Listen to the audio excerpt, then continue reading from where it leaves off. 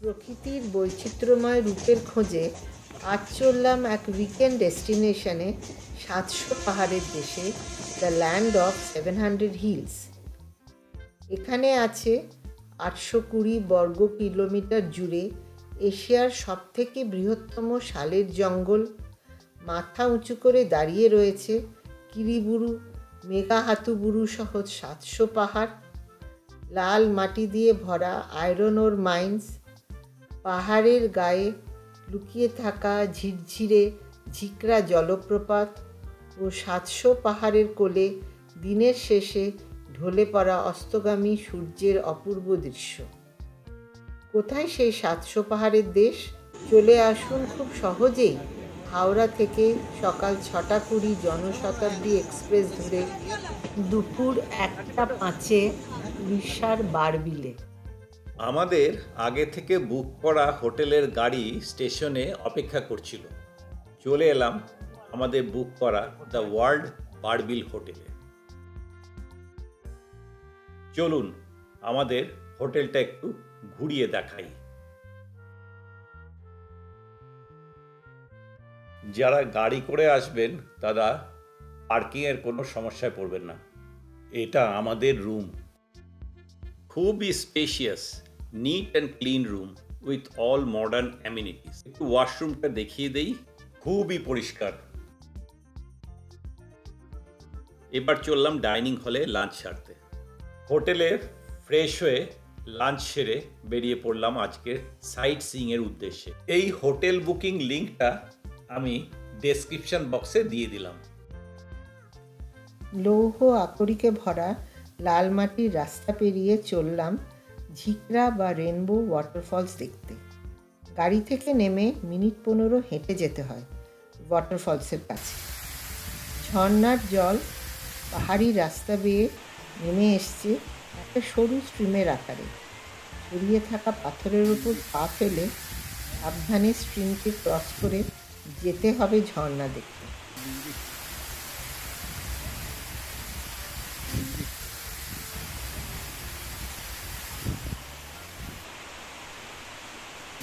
একটু এবড়ো খেবড়ো পাহাড়ি পথ, কিন্তু মন ভরে গেল ঝর্ণার দৃশ্য দেখে। ঝিকরা নামের সাথে মিল আছে এই ঝর্ণা। ঝিরঝিরে বৃষ্টির ন্যায় অনেক উঁচু পাহাড় থেকে ঝরে পড়ছে এই ঝর্ণা। অসাধারণ দৃশ্য।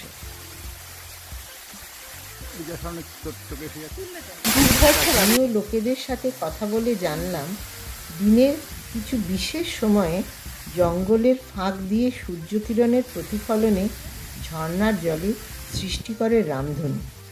তাই নাকি এই ঝর্ণার আর এক নাম রেনবো ফলস।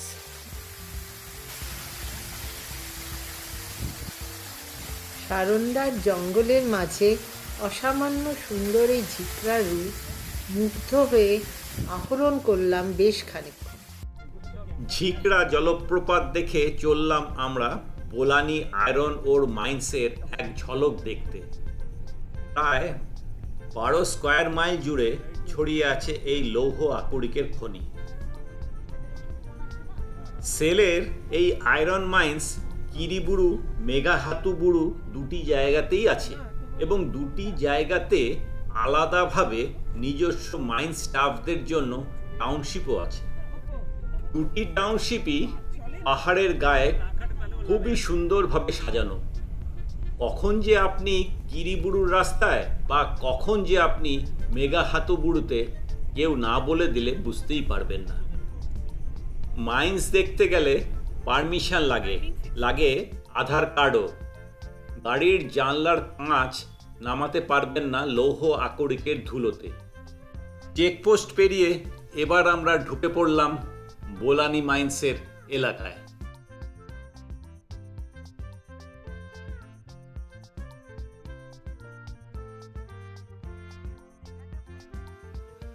লাল কালো পাহাড় কেটে কেটে পাথরগুলো হিপ করে রাখা আছে এক এক জায়গায়। ৩-৪টে স্তরে রাস্তা করা আছে, যেটা নিচে গভীর অবধি চলে যাচ্ছে। বড় বড় সমস্ত মেশিন কোনোটা পাহাড় কাটছে, কোনোটা বা বোল্ডারের মতো বড় বড় পাথর ভাঙার কাজে ব্যস্ত। বড় বড় ডাম্পারের সাহায্যে এই লৌহ আকরিকগুলি আনা হচ্ছে কনভেয়ার বেল্টের কাছে। সেখান থেকে কনভেয়ার বেল্টের মাধ্যমে পৌঁছে যাচ্ছে লোডিং পয়েন্টে ওয়াগনে লোডিংয়ের জন্য, আর এই ওয়াগনে করেই চলে যাচ্ছে সুদূর স্টিল প্লান্টগুলোতে। দূরে দাঁড়িয়ে যা একটু ছবি তুলতে পারলাম। ওপেন কাস্ট আয়রন ওর মাইন্সের অভিজ্ঞতা নিয়ে চললাম বৈতরণী নদীর পাড়ে মির্গি সিংহ পিকনিক স্পট দেখতে। অপূর্ব জায়গাটা। বৈতরণী নদী পাথরের জমির উপর দিয়ে কি সুন্দর ধাপে ধাপে বয়ে চলেছে। সিনিক বিউটিটা অসাধারণ। এটা এখানকার একটি আকর্ষণীয় পিকনিক স্পট। অল্পক্ষণ সময় কাটিয়ে চললাম এবার আমরা সারান্ডার অন্যতম আকর্ষণ ৭০০ পাহাড়ের দেশে সূর্যাস্ত দেখতে। কিরি মানে হাতি আর বুরু মানে পাহাড়, তাই কিরিবুরু মানে হিল অফ এলিফ্যান্টস। জানলাম কিরিবুরুর পাহাড়ের গায়ে যে জঙ্গল আছে তাতে নাকি প্রচুর হাতির নিরাপদ বাসস্থান। মেঘাহাতুবুরু মানে মেঘেদের পাহাড়, হিল অফ ক্লাউডস, কারণ বেশিরভাগ সময় এই মেঘাহাতুবুরুর পাহাড়গুলো মেঘে ঢাকা থাকে।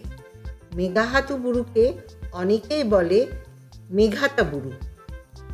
একদম সেলের গেস্ট হাউস মেঘালয়ার পাশেই সুন্দর রেলিং দিয়ে ঘেরা এই সানসেট ভিউ পয়েন্ট।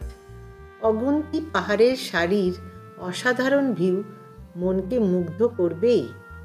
কিরিবুরু আর মেঘাতাবুরু ঠিক যেন দুটি যমজ পাহাড়ের রেঞ্জ গায়ে গায়ে লাগানো। সূর্যাস্তের সময় ধীরে ধীরে এগিয়ে আসছে, আর একটু একটু করে মেঘাহাতুবুরুর পাহাড়গুলো যেন মেঘের চাদরে প্রায় ঢাকা পড়ে অস্পষ্ট হয়ে যাচ্ছে। চারদিকে রক্তিম আভায় রাঙিয়ে আস্তে আস্তে দিগন্ত রেখায় বিলীন হলো সূর্য। বাকরুদ্ধ হয়ে দেখলাম এই ৭০০ পাহাড়ের বুকে সূর্যাস্তের এক অবর্ণনীয় রূপ। সাক্ষী হয়ে থাকলাম এক স্বপ্নের মুহূর্তে। সূর্যাস্তের পর হঠাৎ করে যেন নিস্তব্ধতা নেমে এলো পাহাড়ের কোলে। আজকের ট্যুর এখানেই শেষ করে ফিরে চললাম হোটেলে। বারবিলের পরের ব্লগে আবার দেখা হবে সারান্ডার আশেপাশে বেশ কিছু প্রাকৃতিক সম্পদ নিয়ে। ধন্যবাদ।